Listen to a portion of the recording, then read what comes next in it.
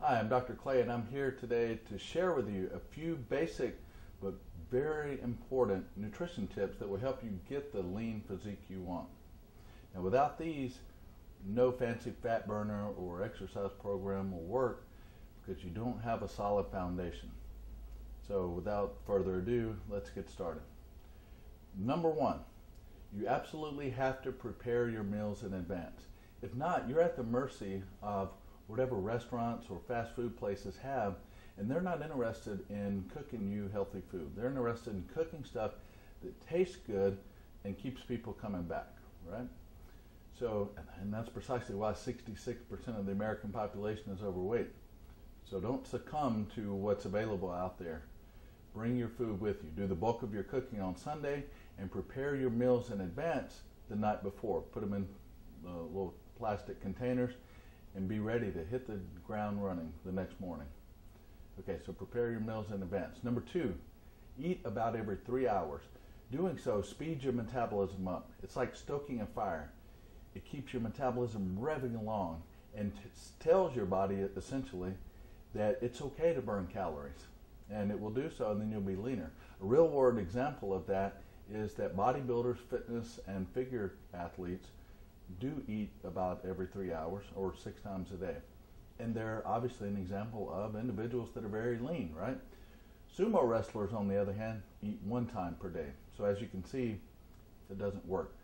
So eat every 3 hours and keep your metabolism revving along. Next, and it's a follow-up to that tip, do not eat until you get full. If you've eaten until you've gotten full, then you've eaten too much.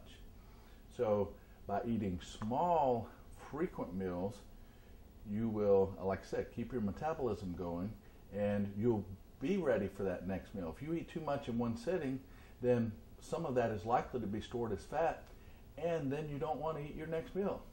So we're back to square one, where you're not eating every 3 hours. So eat small enough meals that you do not eat until you get full. The only time you should be full is if you just drank a bunch of water, right? Okay, next tip. Make protein, a lean protein source. Make that the hub or the nucleus, the center of each one of those meals. You've got choices like egg whites for breakfast, chicken breasts, fish, even protein powders, fat-free dairy products like cottage cheese and so on. Make those, and even lean meats, make those lean proteins the cornerstone of each and every meal. Protein, more than any of the nutrients, helps keep your metabolism revving, helps keep you full longer, and it's been shown in a number of different studies that eating more protein within reason is more beneficial, will make you more successful in your fat loss efforts. So make a lean protein the center of each one of those meals. Next, eat natural foods. And this is one of the best single tips that I could give. Eat foods that come from Mother Nature, not from a box. For instance, eat apples instead of drinking apple juice, right? So eat foods that, if you were a caveman back in the day, foods that you could have eaten then, like whole grains, fruits and vegetables, and lean meats. There you go. So stick with natural foods and you just about can't go wrong. You'll have a hard time getting fat eating natural foods. So stay away from synthetic things that are in a box. Have oatmeal for breakfast, plain old-fashioned oats as opposed to Pop-Tarts.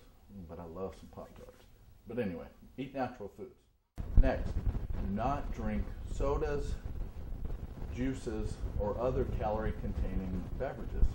Like I said before, the juice, it's the fiber and most of the good nutrients is taken out of it. You're just left with the fruit sugar. That's not what you want. You want the nutrients. You want the fiber, the other phytonutrients, maybe even some nutrients we haven't discovered yet. So avoid things like, Coke and Pepsi. I mean, unless you're talking about the diet versions. But drinks like that, or like you drinking one of those is just saying, I want to get fat.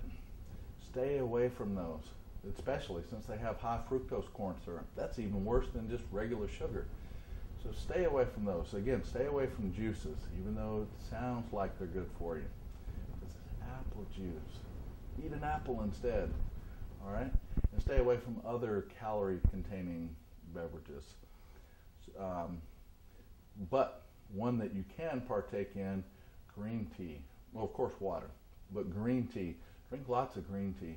Not only has it been shown to reduce the risk of certain cancers, but it also contains something called EGCGs, or the fancy term epigallocatechin galates, which helps to reduce body fat. Seems to speed up metabolism and help reduce body fat. So drink lots of green tea.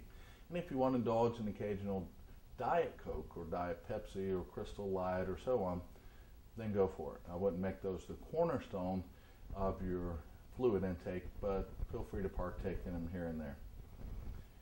And lastly, do not have more than one cheat meal per week. Some experts will say, oh, have a cheat day one time per week. I found that with myself and dozens upon dozens of clients that I've worked with over the years, a whole cheat day will more than offset the progress that you made during the week. You can gain more fat in one day than you burned off during the week by having a whole cheat day.